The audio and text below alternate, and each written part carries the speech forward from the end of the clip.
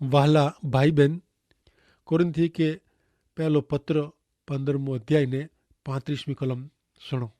કોઈ સવાલ કરીंदा मुएला कहिड़ी रीते जीरा थींदा, उन्हीं जा शरीर कहिड़ा हूंदा। पाउल ॿ सवाल जा जवाब ॾींदा, कहिड़ी रीते ने कहिड़ा। मानवी शरीर जे सजीवन थिए जे बारे में ने आत्मा जो सजीवन थिए जे विचे जो तफ़ावत समझेला निष्फળ वञे तो प्लेटो ने सिसेरो आत्मा जे अमरत्व जी दलील कईंदा हुआ। पाउल शरीर जे सजीवन थिए जे बारे में दलील कई था। साधुकी पंथी लोग पुनरुत्थान जो सजीवन थिए जी हक़ीक़त जो नकार करींदा हुआ। वो मञदा हुआ क मरण पोइ जीवन न आहे, पण ख्रिस्त पिंड जाते उन्हीं के जवाब ॾिनो हो। मत्ती जो 22मो अध्याय 32મી कलम में ईश्वर चयो, आऊं इब्राहिम जो ईश्वर आहियां, इसहाक जो ईश्वर आहियां ने याकूब जो ईश्वर आहियां। इन जो अर्थ अहिड़ो थियो क हू मरेले जो न पण जीरे जा ईश्वर आहिनि। शरीर जो फेरी जीरो थिए जो नकार करींदल के पाउल यीशु ख्रिस्त जे शरीर जो सजीवन थिए जी हक़ीक़त मार्फते जवाब ॾिनो हुयो। पण हाणे सवाल उहो ऊभो थिए थो क मरेलो शरीर किन रीते जीरो थिए ने अगाऊ जहिड़ो कीअं बनी सघे। पाउल कुदरत तरफ़ आंगरी चेंदी चवनि था क शरीर उजो उज नथा रहे, उहो हिकिड़े शरीर खां वह नथा पण उजो उज न। 36મી कलम में पाउल पूछे था क हे मूर्ख, ज तू जमीन में बिज वावीए ने ज वो मरी न वञे त हिन में जा जीवन कहिड़ी रीते अचे। पहलो सवाल मुएला कहिड़ी रीते सजीवन थींदा, इन जो ही जवाब आहे। पाउल हिते अहिड़ो चेला मंगे था क ज आमे नेरे जी सम्झे जी सामान्य ॿुधी वे त अहीं वावे में अवल बिज में आंजो जवाब नेरी सघो था। वावे में अवल बिज में प्रक्रिया चालू रहती, जमीन में हू डटाजे थी, मरी वञे थो ने कुपण अथवा फणगो फुटे थो ने वावे में अवल बिज अहिड़ा घणे दाणा पैदा करे थो जेको वावे में अवल बिज जहिड़ा ज वहंदा, पण बिज पिंड तां मरी वञे थो। इन में जा जेको दाणा उत्पन्न थिए था हू उजो उज मरल बिज वह नथा। घणे उन बिज जहिड़ा ज वहंदा पण उहो बिज वह नथा। वावे में अवल बिज मरी वञे थो पण प्रक्रिया चालू ज रहे थी। ही हिकिड़ो रहस्य ज़रूरु आहे पण ही कोई अशक्य बाबत न आहे। मरण कोरो आहे, मरण उहो अलॻि थीणो उहो आहे। इनमें आत्मा जो अंत नथो अचे, क व्यक्तित्व जो अंत नथो अचे। ऐं जो ईश्वर जा बाळक वो त ऐं जेकी आयो उहो ऐं प्रभु यीशु ख्रिस्त वटे पुॼी वञो था। मरण व्यक्ति जे शरीर में जा इन जे व्यक्तित्व जो अलॻि थीणो उहो आहे। शरीर में जा व्यक्ति अलॻि थी वञे थो, उहो शरीर पिघरी वञे थो, खोआ वञे थो ने मिटी में कवानी में रूपांतर थी वञे थो, भिरी वञे थो, मिटी मिटी में ने वानी वानी में। उहो बनाव शरीर के लागू पए थो। कयो शरीर सजीवन थिए थो अथवा सजीवन थियलो शरीर कहिड़े प्रकार जो वे थो। पहलो कोरिन्थी 15मो अध्याय ने 37મી कलम। तू जेको जमीन में वावे थो ने जंहिंजी पुठियां नु वृद्धि थिए थी, पोइ उहो गेहूं जो दाणो वे क ॿिए कुरे जो, उहो त फक्त बिज जाए, संपूर्ण ख़ासि छोड़ न। गेहूं जे बिज जे वावणी उहो फक्त हिकिड़ो दृष्टांत आहे। यीशु ख्रिस्त पहला फल आई सजीवन थियला शरीर जो, तंहिं पोइ पंहिंजो वारो अचींदो। यीशु ख्रिस्त जॾहिं विश्वासी खे हिन दुनिया में जा मथे ओचकी गिंदा, उन बनाव जी पां वाट नेरियूं था। उन टाइम ते ज पां मरी विया हूंदासीं त पांखे जीरा करे में अचींदा। उन टाइम ते ज पां जीरा हूंदासीं त पंहिंजो रूपांतर थी वेंदो ने पां मिड़े आकाश में उचकाए वेंदासीं। ऐं नेरियो बिज पेंडुमड़ो शरीर धारण करे नथो। बिज वावींदल पण बिज खे नवो शरीर ॾेई सघे नथो, पण ईश्वर ॾिए था। 38મી कलम नेरियो 15मो अध्याय कलम 38। ईश्वर पंहिंजी इच्छा प्रमाणे मिड़े बिज खे स्वरूप ॾिए था। उहो हरेक बिज खे इन जो योग्य स्वरूप ॾिए था। ही मिड़े जीवन जो रहस्य आहे।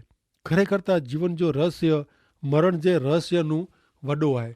ऐं गेहूं वावियो त इन में गेहूं जो उगे था, डांगर का मकाई नथी उगे। फसल में आवल दाणा गेहूं ज वहता, जो उज बिज न पण गेहूं ज। हाणे पाउल वनस्पति शास्त्र में जा प्राणी शास्त्र तरफ़ फिरे था।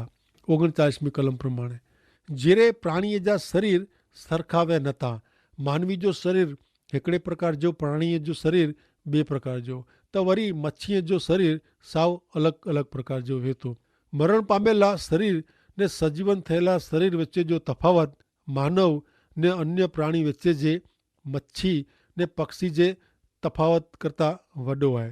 પાઉલ ચેતા કે મેળે શરીર સરખાવે નતા। 40 ને 41મી કલમ આકાશી પદાર્થ ને પૃથ્વી જે પદાર્થ જો પણ એળો જાય। આકાશી પદાર્થ ને પૃથ્વી જે પદાર્થ जी सुंदरता अलग अलग वेती। सूरज के अंजो पंजो अजवारो आहे, चंद्र के बई जात जो अजवारो आहे। आकाश जे तारे जो अजवारो पण अलग अलग आहे ने हिकिड़े तारे से बे तारे जो अजवारो पण अलग वेतो। हाणे पाउल खगोल शास्त्र तरफ़ अॻियां वधे थो ने चए थो कि मिड़े अवकाशी पदार्थ सरखावे नथा। सूरज चंद्र जे पदार्थ जो बनेलो आहे, सूरज तारे जहिड़ो पण न आहे। एतिरे कि हरेक जो रूप, हरेक में रेल पदार्थ, हरेक जो अजवारो अलग अलग आहे। तारा पण हिकिड़े ॿियनूं अलग अलग आहिनि। अवकाश में सूर्यमंडल आहे, तारा, निहारिका, नक्षत्र, ग्रह, आकाशगंगा वग़ैरह आहे। हाणे 42મી कलम प्रमाणे नेरियूं त मुएला सजीवन थींदा तॾहिं अहिड़ो बनंदो। दफ़नाए में अचे थो उहो शरीर विनाशी वेतो, पण उहो सजीवन थींदो तॾहिं उहो अविनाशी बनी वेंदो। ऐं नेरियो मित्र, प्रथम मानव आदम जो शरीर हमेशा मरण के अधीन हो। जबकि उहो पाप कंहिं न वे त उहो मरियो न हो, ते छतां इन जो शरीर था हमेशा मरण के अधीन हो। पण सजीवन थिएसे पाके पुनरुत्थान से जेको शरीर मिलंदो इन जो उहो कॾहिं पण नाश थींदो न। उहो अविनाशी मरे न अहिड़ो शरीर हूंदो। 43મી कलम प्रमाणे 15मो अध्याय कलम 43। शरीर के दफ़नाए में अचे थो तॾहिं उहो कदरूपो ने नबरो वेतो, पण उहो सजीवन थींदो तॾहिं उहो रूपारो ने मजबूत बनंदो। नवे शरीर साथे पाके गौरव, रंग, रूप ने पराक्रम मिलदा। 44મી कलम जॾहिं दफ़नाए में अचे थो तॾहिं उहो भौतिक शरीर वेतो, पण जॾहिं सजीवन थींदो तॾहिं उहो आत्मिक शरीर बनंदो। जीअं भौतिक शरीर आहे तीअं आत्मिक शरीर हुअणो ज खपे। हाणे मित्र, हिन कलम में आजो ध्यानु वाक्य जे हिकिड़े ना तरफ़ ने इनके लॻल विशेषण तरफ़ ख़ासि डोरेला मंगा थो। हिन विधान में थोड़ोक व्याकरण समझे से पाण खातिरीपूर्वक समझी सकबो कि पुनरुत्थान शारीरिक आहे, आत्मिक न। सजीवन शरीर थिए तो आत्मा न। व्याकरण जे नियम प्रमाणे कोई पण वाक्य में विशेषण करता ना घणे महत्व जो आहे। उता અહીં સમજોતા જ ન। 44મી કલમ जी ॻाल्हि में शरीर उहो ना आहे, जॾहिं आत्मिक ने भौतिक उहो विशेषण आहे। भौतिक शरीर ने आत्मिक शरीर वाक्य में पाण ना करता विशेषण के वधु महत्व ॾेई सघो न। 44મી कलम नेरियो उहो चए थी कि जॾहिं दफ़नाए में अचे थो तॾहिं उहो भौतिक शरीर वेतो, पण जॾहिं सजीवन थींदो तॾहिं उहो आत्मिक शरीर बनंदो। जीअं भौतिक शरीर आहे तीअं आत्मिक शरीर पण हूंदो ज।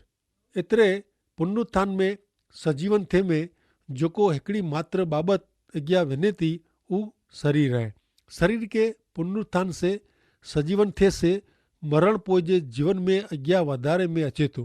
मरण टाणे शरीर हिकिड़े प्रकार जो वेतो, भौतिक शरीर। उहो शरीर सजीवन करे में अचे तॾहिं आत्मिक बने थो, जिन ते आत्मा जो पूरेपूरो अंकुश वेतो, जेकी ते छतां शरीर शरीर ज रहे थो।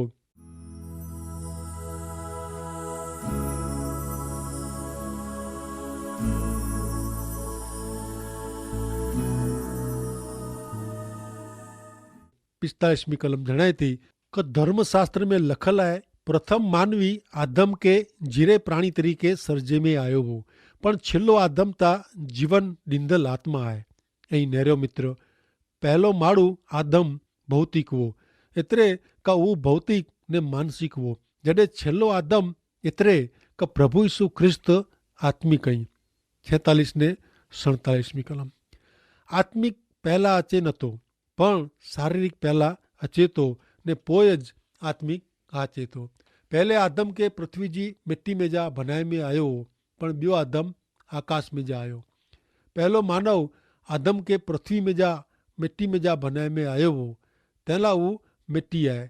जॾहिं ॿियो आदम एतिरे का प्रभु यीशु ख्रिस्त आकाश में जा आया हुआ, उन्ही के मिट्टी में जा बनाए में आया न हुआ। अॻियां नरियो 48 थी 50 कलम। जेको पृथ्वी जा आई उहो जंहिंखे पृथ्वी में जा बनाए में आयो इन जहिड़ा आई, जेको आकाश जा आई उहो आकाश में जा आया इन जहिड़ा आई। जीअं पां पृथ्वी जी मिट्टी में जा बनाए में अवल माण्हू जहिड़ा आहियूं, तीअं पां आकाश में जा अवल माण्हू जहिड़ा पण थींदासीं। भाउ, मुंहिंजे चयो जो अर्थ अहिड़ो न आहे कि भौतिक शरीर ईश्वर जे राज्य में भागीदार बनी सघे नथो। जेको विनाशी आहे उहो अविनाशी वारसो भोगवी सघे नथो। पां मेड़े पार्थिव आहियूं, पां प्रथम माण्हू आदम जा वारस आहियूं ने पंहिंजी हालत उहो ज आहे पार्थिव। पण जेको यीशु ख्रिस्त जे शरणे अचे था उहो यीशु ख्रिस्त जो बनी वञे थो। यीशु ख्रिस्त साथे जोड़ायल मानवी के आशा आहे, पुनरुत्थान जी आशा, मरण में जा सजीवन थिए जी आशा, अविनाशी शरीर धारण करीने मरण में जा जीरा थिए जी आशा। उहो अविनाशी शरीर पां साथे पां हमेशा अनंत समय ला प्रभु यीशु ख्रिस्त साथे रहंदासीं। हेवरता पां पार्थिव शरीर में आहियूं पण भविष्य में स्वर्गीय शरीर मेळवे जी आशा ने पल सामे नेरियूं था। मांस ने लोही ईश्वर जे राज्य जो वारसो मेळवी सके न। पंहिंजा ही पार्थिव शरीर स्वर्ग में वञे वारा नहीं। मूंखे इन जो आनंद आहे। ईश्वर पंहिंजे हिन पार्थिव शरीर के समारकाम करे जे कारखाने में हलाए वारा नहीं। विनाशी अविनाशी जो वारसो मेळवी सके न। पंहिंजा ही पार्थिव शरीर मरण से हिकिड़े बिज वारे जी ज़मीन में ववाणो खपे, पोइ उहो हिकिड़े नवे शरीर साथे ॿाहिरां अचींदो, जीवेला हिकिड़े नए तांबू जे रूप में। उहो पंहिंजो झूनो शरीर न हूंदो, छतां उहो पंहिंजे झूने शरीर जहिड़ो ज हूंदो। आंजे मृतदेह के डटे में अचे, ज़मीन में दफनाए में अचे, क इनके ॿारी वेझे में अचे, क दरिये में पधराए में अचे, त पण मित्र जं ई प्रभु यीशु ख्रिस्त जे शरणे आया हूंदा त ईश्वर आके ज़रूर जीरा कईंदा।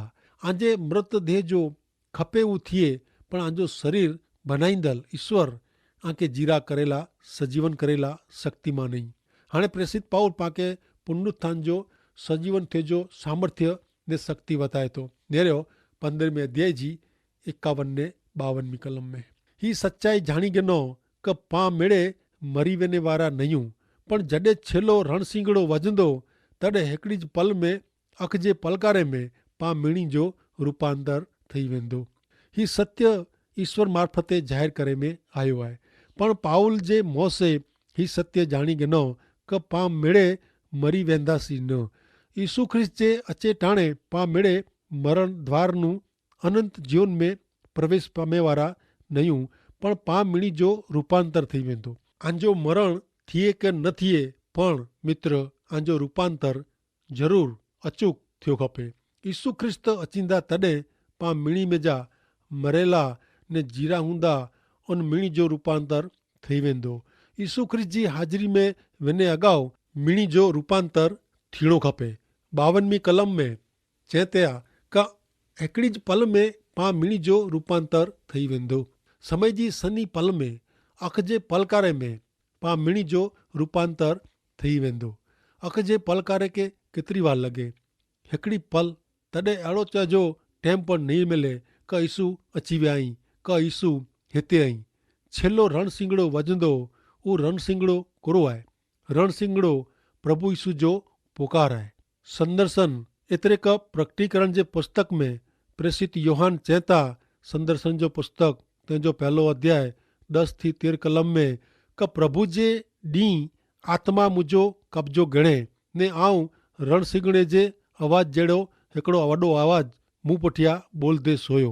उहो चए, तूं जेको ॾिसे थो उहो लिखी विझ ने उहो पुस्तक एफेसस, स्मरना, पेरगामम, थुआतैरा, सार्दिस, फिलाडेल्फिया, लाओदिकिया उहो 7 स्थानिक लोक समाज जे मंडल के हलाए ॾिजे। पोइ मूं भेरो ॻाल्हि करींदल के नेरेला आऊं पाछो फिरियो त आऊं सोन जा 7 दीवा ॾिठा। उन्ही विच में मानव पुत्र जहिड़ा हिकिड़ा ॾिठा। उन्ही जा पग सुधी पुजे अहिड़ो जबो पहिरियो हो ने छाती मथे सोन जो पटो ॿधल हो। उन्ही जो मथो ने वार सफ़ेद हुआ ने उन ने बर्फ़ जहिड़ा सफ़ेद हुआ। छिलो रण सिंगड़ो ऊ प्रभु यीशु ख्रिस्त जो आवाज़ आहे। मानव जात खे छिलो पुकार करींदे प्रभु यीशु ख्रिस्त जेको मरी विया आहीं उन्ही खे जीवन में पाछा ॿोलाईंदा, जीरा कईंदा। यीशु ख्रिस्त ना से मूंखे ॿोलाईंदा, ॿाहिरां अच। यीशु ख्रिस्त ना ॾेईने आके पण ॿोलाईंदा, जो ऐं यीशु ख्रिस्त जे शरणे आया हूंदा त। 53वीं कलम में अॻियां चवनि था कि विनाशी खे अविनाशीपणो धारण करणो पवंदो ने मृत्यु खे अमरपणो धारण करणो पवंदो। उहो शब्द ध्यानु रखो। हीउ शब्द जेको क्रिया थिए थी इन ते भार रखनि था। पां हेवर अयूं अहिड़ा न अहिड़ा स्वर्ग में वञी सघो नथा। पंहिंजे हिन झोने पार्थिव शरीर साथे स्वर्ग में वञी सघो नथा। अहिड़े शरीर से स्वर्ग में वञो त उहो मेड़े पां नरी सघो न कि स्वर्ग जो संगीत पण सुणी सघो न। कारण पंहिंजा ही पार्थिव शरीर घणे मर्यादित आहिनि, पाप में आहिनि। જ્યાં સુધી સ્વર્ગ કે લાગે વળગે તો ત્યાં સુધી પાं અંધ ને મૂંગા આहियूं, ॿेरा आहियूं। पृथ्वी ते पण अवकाश एतिरो वॾो आहे ने इन में एतिरो मेड़े भरियलु आहे कि पां इन में जा जो घणे ओछो ॾिसी सघूं था। एतिरा मेड़े आवाज़ आहिनि, अलॻि अलॻि तरंग लंबाई जा कि पां इन में जा घणे ओछा आवाज़ सुणो था। तंहिं लाइ जो पां पंहिंजे हिन पार्थिव शरीर साथे स्वर्ग में वञो त स्वर्ग जी अर्धी बाबतूं पण पां खे ॾिसाजे न ने सुणाजे पण न। ऐं स्वर्ग में वेंदो तॾहिं मूंखे होॾा जी हिकिड़ी पण बाबत छॾणी न आहे।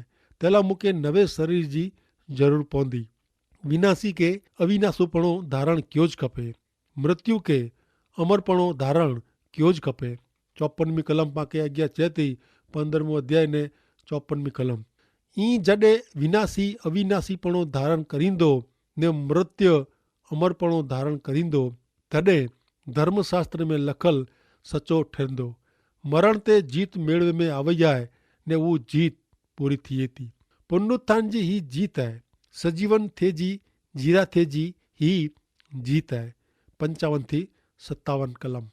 हे मरण तोजी जीत केॾा, हे मरण डंख मारे जी तोजी ताक़त किथे। पाप उ मरण जो डंख आहे ने ताक़त नियम शास्त्र जे कारणे आहे। तंहिं लाइ पंहिंजे प्रभु यीशु ख्रिस्त मार्फते पाके जीत ॾेराईंदल ईश्वर आहीं। मरण जो डंख छेटो थियो आहे कारण पाके मरण नूं उनपार नेरेजियो आहे। मरण उता अनंत काल जी पुख्ताई खे खुलदल द्वार आहे। मरण तोजी जीत किथे। अहिड़ो लॻे थो कि मरण कॾहिं जीत मेड़वे थो।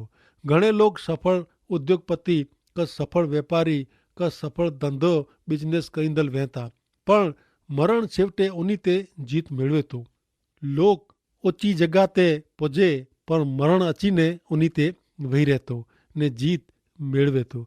मरण ख़तरनाक दुश्मन आहे। जेकी प्रभु यीशु ख्रिस्त मरण जे मार्ग में जा पसार थिया आहिनि। मूला यीशु ख्रिस्त मरण जी खीण में जा पसार थिया आहिनि ने हू मूंखे चए था कि आउं तुंहिंजो रक्षक आहियां, आउं तुंहिंजो पालनहार आहियां। यादि रख, आउं तोखे पृथ्वी पर जे जीवन में जा ॾोरियां थो। अहिड़ो न आहे पण आउं तोखे मरण जी खीण में जा पसार थींदे संभारीने अनंत काल में अनंत जीवन में प्रवेश करायां थो।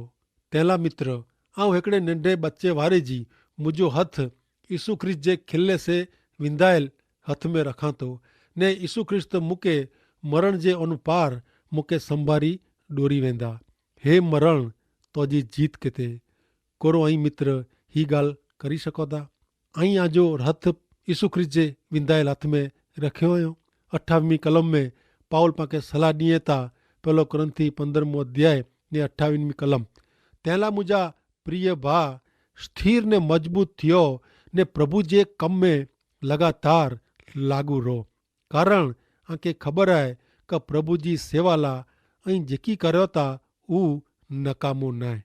मित्र, हिन बाबति जी ख़ातिरी रखजा ने यीशु ख्रिस्त जे विश्वास में स्थिर ને મજબૂત થઈને પ્રભુ ઈસુ ખ્રિસ્ત જે કમ में लगातार लागू रोजा ने तेला ईश्वर पिता के आशीष ड्यो आमीन।